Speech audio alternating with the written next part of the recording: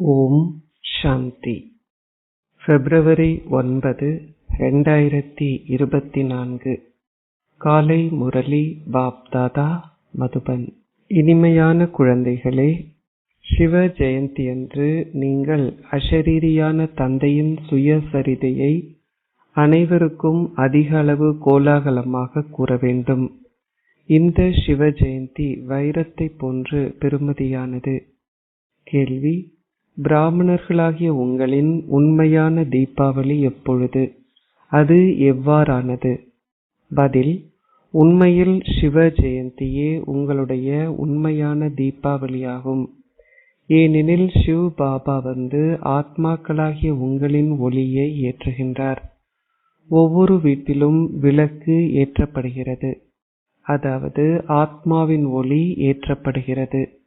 அம்மக்கள் பௌதீகமான விளக்கை ஏற்றுகிறார்கள்.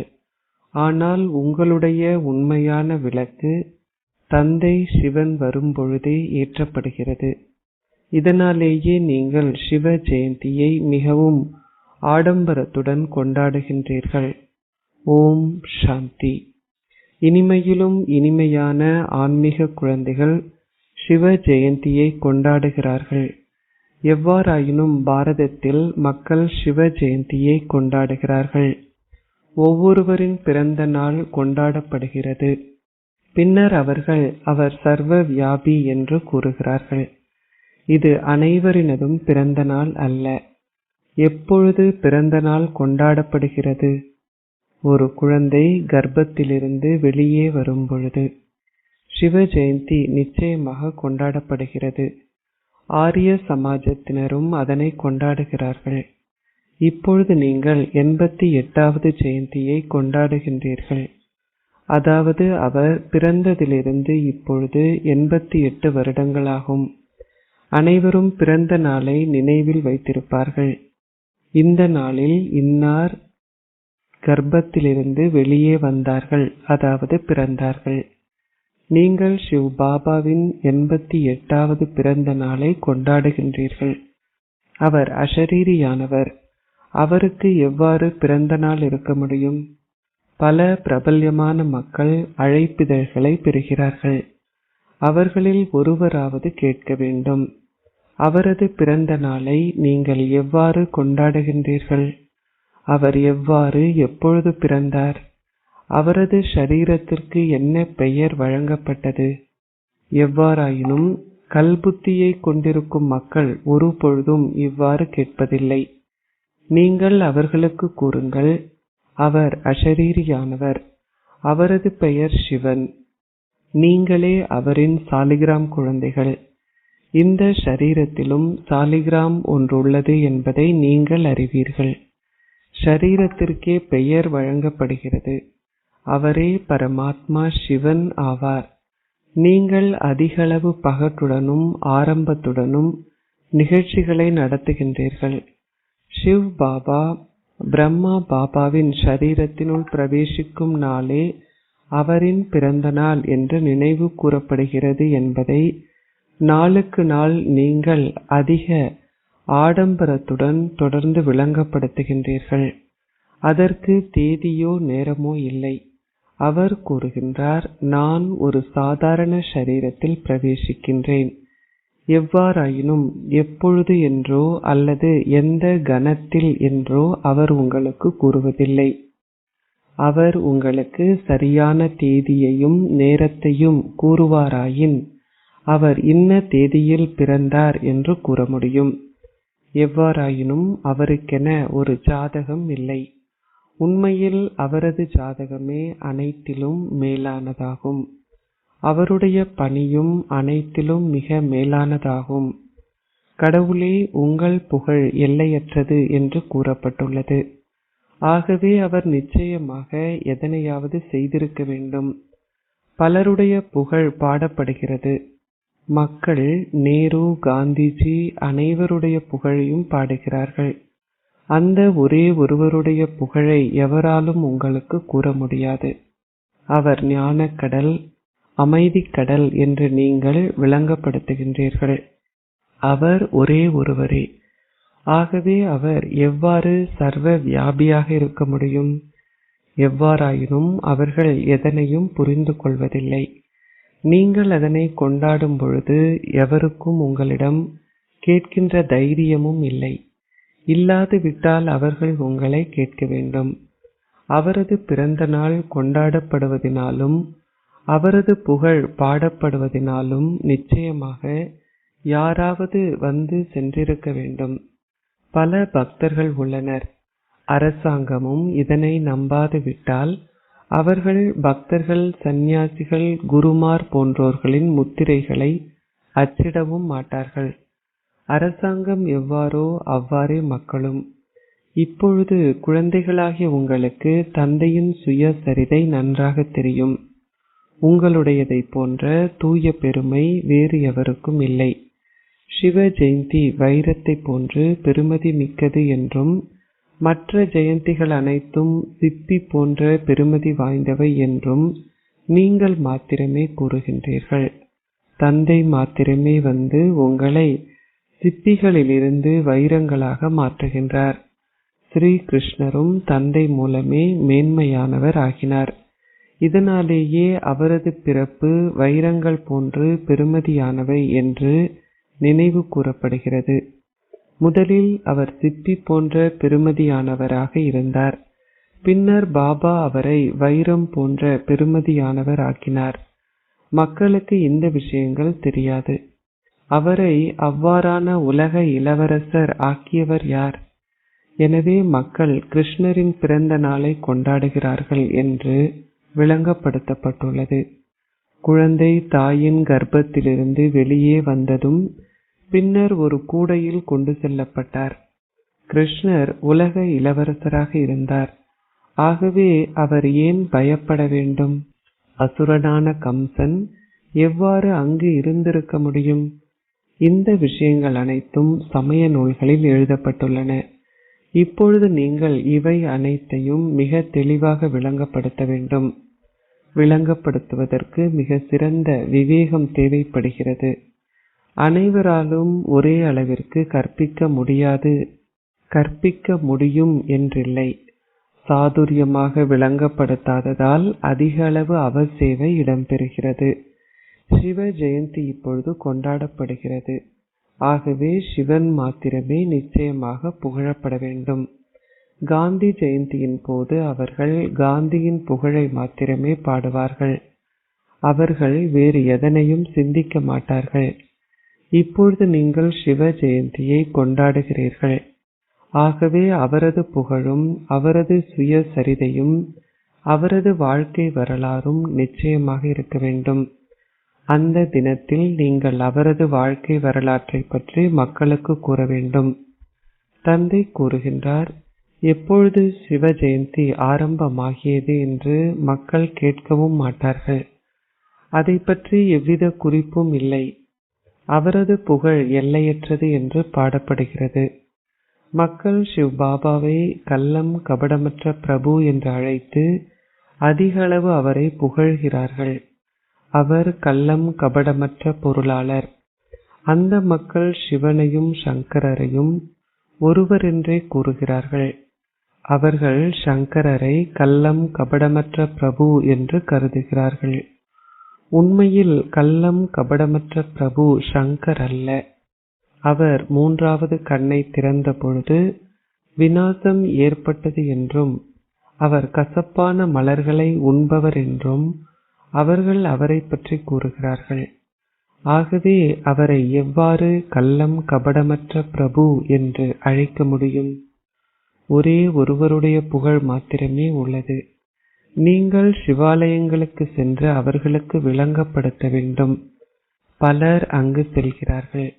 ஆகவே நீங்கள் அங்கு சென்று அவர்களுக்கு சிவனின் சுயசரிதையை கூற வேண்டும். அவர்கள் கூறுகிறார்கள், சிவ் பாபா கள்ளம் கபடமற்ற பொருளாளர் ஆவார். சிவனுக்கும் சங்கரருக்கும் உள்ள வேறுபாட்டை நீங்கள் அவர்களுக்கு கூறியுள்ளீர்கள். சிவனை சிவாலயத்தில் வழிபடுகிறார்கள். ஆகவே நீங்கள் அங்கு சென்று அவர்களுக்கு சிவனின் சுயசரிதையை கூற வேண்டும்.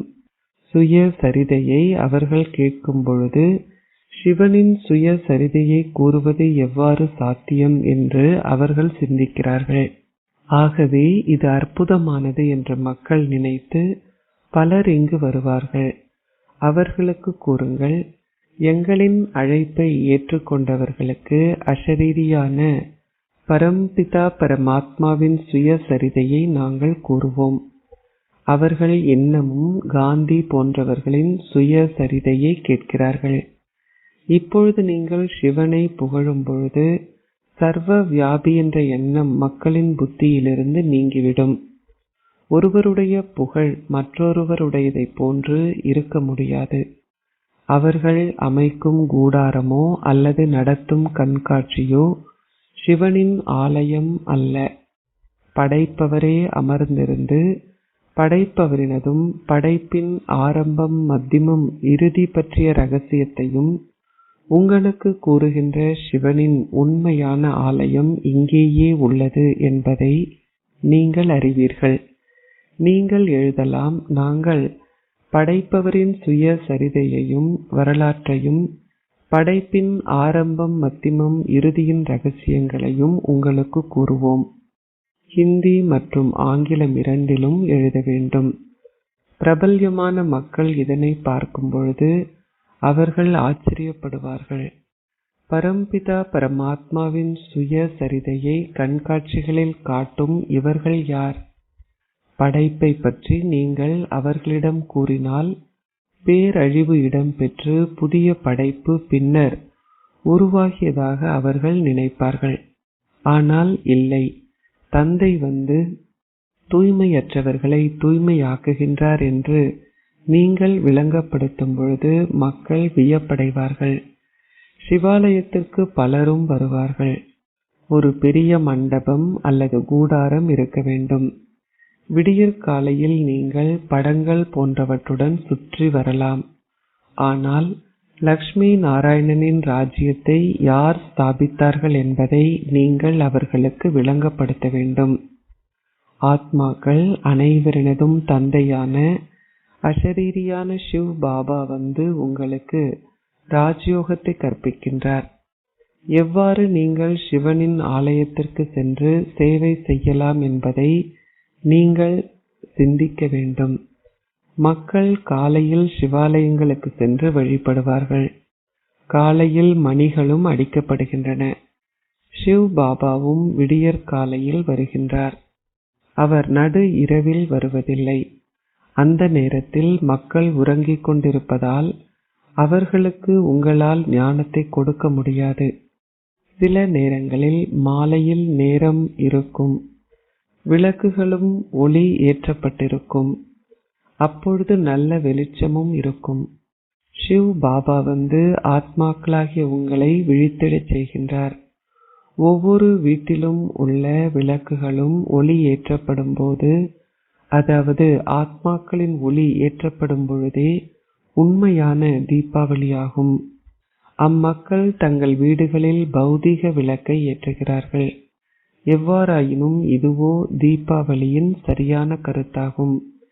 சிலருடைய விளக்குகள் ஏற்றப்படுவதே இல்லை. உங்கள் விளக்கு எவ்வாறு ஏற்றப்பட்டது என்பது உங்களுக்கு தெரியும். எவராவது மரணித்தால் அந்த இடத்தில் இருள் இல்லாதிருப்பதற்காக மக்கள் விளக்கை ஏற்றி வைப்பார்கள். எவ்வாறாயினும் அனைத்திற்கும் முதலில் ஆத்மாக்களின் விளக்கு ஏற்றப்பட வேண்டும். அப்பொழுது இருள் இருக்க முடியாது. இல்லாது விட்டால் மக்கள் கார் இருளில் இருப்பார்கள். ஓர் ஆத்மா ஒரு ஷரீரத்தை விட்டு ஒரு வினாடியில் மற்றொன்றை எடுக்கின்றார். அதில் இருள் என்ற கேள்விக்கே இடமில்லை. இதுவே பக்தி மார்க்கத்தின் வழமையாகும். எண்ணெய் முழுவதும் எரிந்து முடிந்ததும் விளக்கு அணைந்து விடுகிறது. அவர்களுக்கு இருள் என்பதன் அர்த்தமும் தெரியாது. பிரிந்து சென்ற ஆவிகளுக்கு உணவு கொடுப்பதன் அர்த்தமும் அவர்களுக்கு புரிவதில்லை. முன்னர் அவர்கள் பிரிந்து சென்ற ஆத்மாக்களை வரவழைத்து கேள்விகளை கேட்பார்கள். அவர்கள் இப்பொழுது அதனை செய்வதில்லை. அவர்கள் இங்கும் வருகிறார்கள். சில சமயங்களில் அவர்கள் ஏதாவது கூறுவார்கள். நீங்கள் சந்தோஷமாக இருக்கின்றீர்களா என்று அந்த ஆத்மாவை கேட்டால் ஆம் என்று அவர்கள் பதிலளிப்பார்கள். இங்கிருந்து செல்பவர்கள் நிச்சயமாக ஒரு சிறந்த வீட்டில் பிறப்பெடுப்பார்கள் என்பது நிச்சயமே. அவர்கள் நிச்சயமாக ஞானத்தை பெறாதவர்களின் ஒரு குடும்பத்திலேயே பிறப்பெடுப்பார்கள். அவர்கள் பிராமண குடும்பத்தில் பிறப்பெடுக்க மாட்டார்கள். ஏனெனில் ஞானி பிராமணர்கள் விகாரத்தில் ஈடுபட மாட்டார்கள். அவர்கள் தூய்மையானவர்கள். எவ்வாறாயினும் அந்த ஆத்மா சென்று ஒரு சிறந்த சந்தோஷமான குடும்பத்தில் பிறப்பெடுப்பார். அவர்களின் பிறப்பு அவர்களின் ஸ்திதிக்கு ஏற்றவாறே இருக்கும் என்று தர்க்க சாஸ்திரமும் கூறுகிறது. ஆத்மா ஒரு சிறிய சரீரத்தில் இருப்பதால் பேச முடியாது இருந்தாலும் பின்னர் அவர்கள் தங்கள் பிரகாசத்தை காட்டுவார்கள். சில குழந்தைகள் சமய நூல்கள் போன்றவற்றை கற்ற சமஸ்காரத்தை தங்களுடன் எடுத்து சென்று அவர்கள் குழந்தை பருவத்திலேயே அதில் ஈடுபடுவது போன்று வளர்ந்து வருகின்ற குழந்தையும் ஞானத்தின் பிரகாசத்தை நிச்சயமாக காட்டுவார். ஆத்மாக்கள் இங்கிருந்து ஞானத்தை கொண்டு செல்லும் பொழுது அவர்கள் நிச்சயமாக புகழப்படுவார்கள். நீங்கள் சிவனின் பிறப்பை கொண்டாடுகின்றீர்கள். ஆம், மக்கள் அதன் அர்த்தத்தை புரிந்து கொள்ள மாட்டார்கள். அவர் சர்வ வியாபி என்றால் எவ்வாறு நீங்கள் அவரின் பிறந்த நாளை கொண்டாடலாம் என்று நீங்கள் அவர்களை கேட்க வேண்டும். குழந்தைகளாகி நீங்கள் இப்பொழுது கற்றுக்கொண்டிருக்கிறீர்கள். அவரே தந்தையும் ஆசிரியரும் சத்குருவும் ஆவார் என்பது உங்களுக்கு தெரியும். அவர் சத் ஸ்ரீ அகால், அதாவது சத்தியம், மேன்மையானவர் மற்றும் அழிவற்றவர் என்று சீக்கியர்களும் கூறுவதாக பாபா விளங்கப்படுத்தியுள்ளார். உண்மையில் சகல ஆத்மாக்களும் அமரத்துவமான ரூபங்கள். ஆனால் அவர்கள் ஒரு சரீரத்தை விட்டு மற்றொன்றை எடுப்பதால் நீங்கள் பிறப்பு இறப்பை பற்றி பேசுகின்றீர்கள். ஆத்மா ஒன்றே. ஆத்மா 84 பிறவிகளை எடுக்கின்றார். சக்கரம் முடிவுக்கு வரும் பொழுது நானே வந்து நான் யார் என்பதையும் எவ்வாறு நான் இவரில் பிரவேசிக்கின்றேன் என்பதையும் உங்களுக்கு கூறுவதன் மூலம் நீங்களாகவே புரிந்து கொள்ள முடியும். முன்னர் நீங்கள் புரிந்து கொள்ளவில்லை. கடவுள் வந்துள்ளார் என்பதை நீங்கள் அறிந்து கொண்டுள்ளீர்கள். ஆனால் அவர் எப்பொழுது எவ்வாறு வருகின்றார் என்பதை நீங்கள் புரிந்து கொள்ளவில்லை. நாளுக்கு நாள் இந்த விஷயங்கள் தொடர்ந்தும் உங்கள் புத்தியில் புகுந்து விடுகின்றன. நீங்கள் தொடர்ந்தும் புதிய விஷயங்களை கேட்கின்றீர்கள். முன்னர் நீங்கள் 2 தந்தைகளின் ரகசியத்தை விளங்கப்படுத்தவில்லை. முன்னர் நீங்கள் சிறு குழந்தைகள் போன்று இருந்தீர்கள். இப்பொழுது பலர் கூறுகிறார்கள், பாபா, நான் உங்கள் 2 நாள் வயது குழந்தை. நான் உங்களுடைய இத்தனை நாள் குழந்தை. முந்தைய சக்கரத்தில் எது நிகழ்ந்ததோ அவை அனைத்தும் நிகழ்கின்றன என்பதை நீங்கள் புரிந்து கொள்கிறீர்கள். இது மகத்துவமான ஞானமாகும். இதனை புரிந்து கொள்வதற்கு காலம் எடுக்கும். ஆத்மாக்கள் பிறப்பை எடுத்து பின்னர் மரணிக்கிறார்கள். அவர்கள் இங்கு 2 மாதங்களுக்கோ அல்லது 8 மாதங்களுக்கோ இருப்பார்கள். பின்னர் மரணித்து விடுவார்கள். அவர்கள் உங்களிடம் வரும்பொழுது இது சரியென்று அவர்கள் கூறுவார்கள். அவர் எங்களுடைய தந்தை, நாங்கள் அவருடைய குழந்தைகள். நீங்கள் கூறுகின்ற அனைத்தையும் அவர்கள் ஏற்றுக்கொள்வார்கள். பலர் கவரப்பட்டுள்ளதாக குழந்தைகள் எழுதுகிறார்கள். அதன் பின்னர் அவர்கள் வெளியே சென்றவுடன் அனைத்தும் முடிவடைந்து அவர்கள் மரணித்து விடுகிறார்கள். பின்னர் அவர்கள் வருவதே இல்லை. எனவே அவர்களுக்கு என்ன நிகழ்ந்திருக்கும்? அவர்கள் வந்து இறுதியில் புத்துயிர் பெறுவார்கள் அல்லது அவர்கள் பிரஜைகளில் ஒருவராகுவார்கள். இவை அனைத்தும் விளங்கப்படுத்தப்பட வேண்டும். எவ்வாறு நாங்கள் சிவ ஜெயந்தியை கொண்டாடுகின்றோம்? சிவ் பாபா எவ்வாறு ஜீவன் முக்தியை அளிக்கின்றார்? சிவ் பாபா ஸ்வர்க்கமென்ற பரிசை கொண்டு வருகின்றார். அவரே கூறுகின்றார், நான் உங்களுக்கு ராஜயோகத்தை கற்பித்து உங்களை உலக அதிபதிகள் ஆக்குகின்றேன். தந்தையே ஸ்வர்க்கத்தை படைப்பவர். ஆகவே அவர் நிச்சயமாக உங்களை உலக அதிபதிகள் ஆக்குவார். அவரின் சுய சரிதையை எங்களால் உங்களுக்கு கூற முடியும். அவர் எவ்வாறு ஸ்வர்க்கத்தை ஸ்தாபிக்கின்றார் என்பதையும் எவ்வாறு அவர் ராஜயோகத்தை கற்பிக்கின்றார் என்பதையும் வந்து கற்றுக்கொள்ளுங்கள். தந்தை விளங்கப்படுத்துகின்றார். ஆகவே குழந்தைகளும் அவ்விதமாக விளங்கப்படுத்த மாட்டார்களா? மிகவும் நன்றாக விளங்கப்படுத்தக்கூடியவர்கள் தேவை. மக்கள் சிவாலயங்களில் மிகவும் சிறப்பாக கொண்டாடுவார்கள். ஆகவே நீங்கள் அங்கு சென்று அவர்களுக்கு விளங்கப்படுத்த வேண்டும். சிவனின் சுய சரிதையை லக்ஷ்மி நாராயணனின் ஆலயத்தில் வைத்து அவர்களுக்கு கூறினால் எவரும் விரும்ப மாட்டார்கள். மக்கள் அதனை குறித்து நினைத்து பார்க்கவும் மாட்டார்கள்.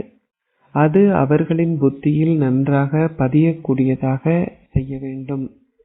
பலர் லக்ஷ்மி நாராயணனின் ஆலயத்திற்கு செல்வார்கள். லக்ஷ்மி நாராயணனதும் ராதை கிருஷ்ணரினதும் ரகசியங்களை நீங்கள் அவர்களுக்கு விளங்கப்படுத்த இந்த இரு தம்பதிகளுக்கும் தனியான ஆலயங்கள் இருக்கக்கூடாது. நீங்கள் அவர்களுக்கு விளங்கப்படுத்த வேண்டும். கிருஷ்ண ஜெயந்தியன்று நீங்கள் கிருஷ்ணரின் ஆலயத்திற்கு செல்லலாம். கிருஷ்ணர் ஏன் அழகற்றவராகவும் அழகானவராகவும் நினைவு கூறப்படுகின்றார்? அவர்கள் கூறுகிறார்கள், அவர் ஒரு கிராமிய சிறுவனாக இருந்தார். அதனால் அவர் கிராமத்தில் பசுக்களையும் ஆடுகளையும் மேய்த்தார். பாபா தொப்பியையோ அல்லது சப்பாத்தையோ அணியாத ஒரு கிராமவாசியாக இருந்ததாக உணர்கின்றார். தான் எவ்வாறு இருந்தார் என்பதையும் பின்னர் பாபா எவ்வாறு வந்து தன்னில் பிரவேசித்தார் என்பதையும் இப்பொழுது நினைவு கூறுகின்றார். ஆகவே தந்தையின் இலக்கு அனைவருக்கும் கொடுக்கப்பட வேண்டும். சிவ் பாபாவை நினைவு செய்யுங்கள்.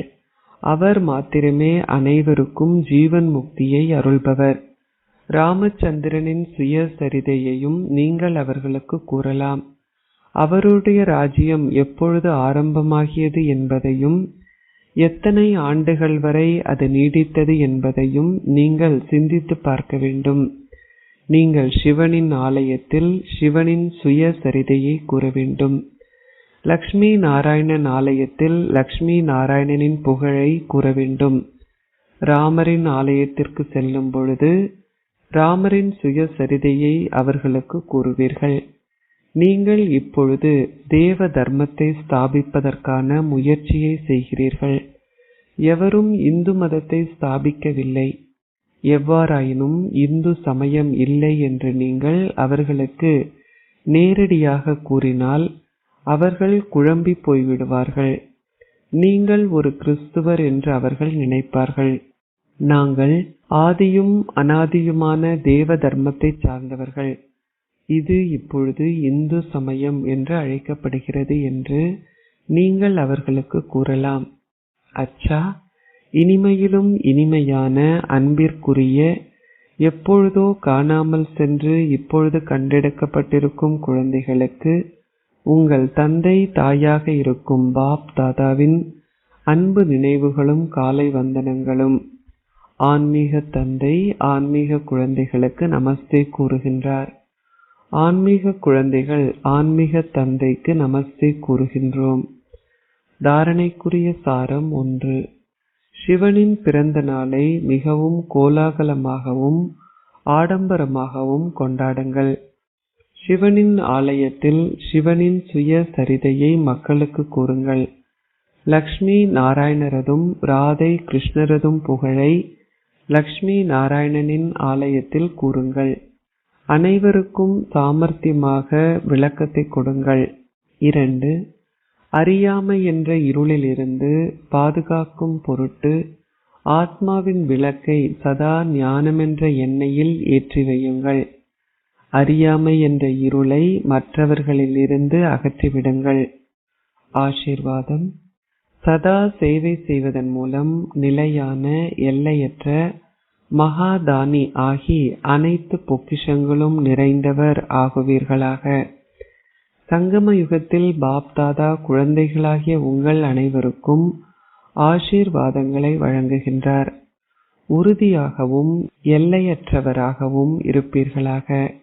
இந்த ஆசீர்வாதத்தை தமது வாழ்க்கையில் வைத்திருப்பவர்கள் எல்லையற்றவர்களும் மகாதானிகளும் ஆகின்றார்கள். அதாவது சதா இலகு யோகிகள் ஆகி முதல் இலக்கத்திற்கு உரியவர்கள் ஆகின்றார்கள். துவாபர யுகம் முதல் பக்த ஆத்மாக்களுமே தானிகள் ஆகின்றார்கள். ஆனால் அவர்களால் இந்த முடிவற்ற பொக்கிஷங்களின் தானிகள் ஆக முடியாது. அவர்கள் அழியக்கூடிய பொருட்களினதும் பொக்கிஷங்களினதும் தானிகளாக ஆகின்றார்கள். ஆனால் சகல பொக்கிஷங்கள் நிறைந்த அருள்பவரின் குழந்தைகளாகிய உங்களாலோ ஒரு வினாடியேனும் தானம் செய்யாது இருக்க முடியாது.